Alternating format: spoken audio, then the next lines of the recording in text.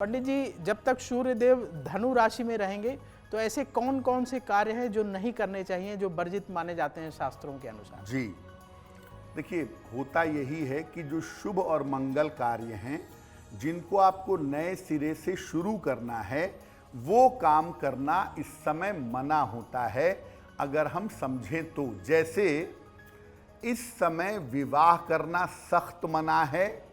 विवाह और विवाह से संबंधित जितने भी मंगल कार्य हैं, खरीदारी की बात नहीं कर रहा मैं, लेकिन जैसे इंगेजमेंट है, तिलक का उत्सव है, रोका है, विवाह के कार्य हैं, ये सारे कार्य इस समय वर्जित रहेंगे। नए मकान का निर्माण भी मत करिएगा इस समय। गृह प्रवेश, भूमि पूजन, नींव भराई, संपत्ति संबंधी जो भी नए काम हैं वो इस समय नहीं किए जाएंगे।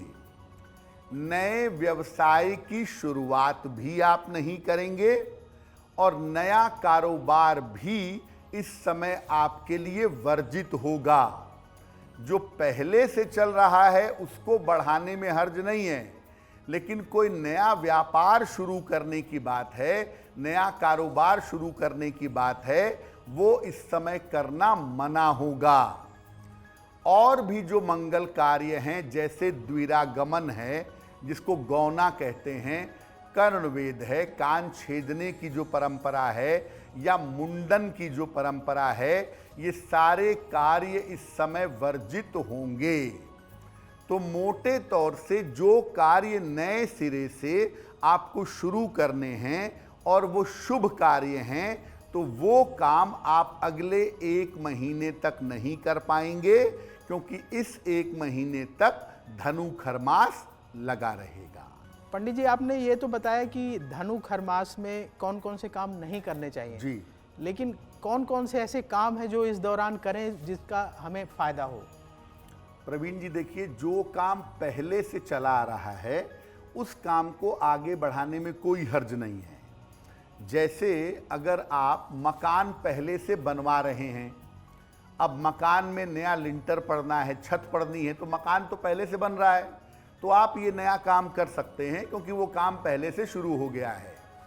उसी तरह से बच्चे के जन्म से संबंधित जो कार्य होते हैं, जैसे चूड़ाकरण है, जात कर्म है, अन्नप्राशन है, ये अपने समय पे ही होगा। मान लिया बच्चा 6 महीना पहले पैदा हुआ है और 6वें महीने उसका अन्नप्राशन होना है और अन्नप्राशन का समय आ गया धनु खरमास में, तो आप ये नहीं कह सकते कि धनु खरमास है तो मैं अन्नप्राशन नहीं करूँगा।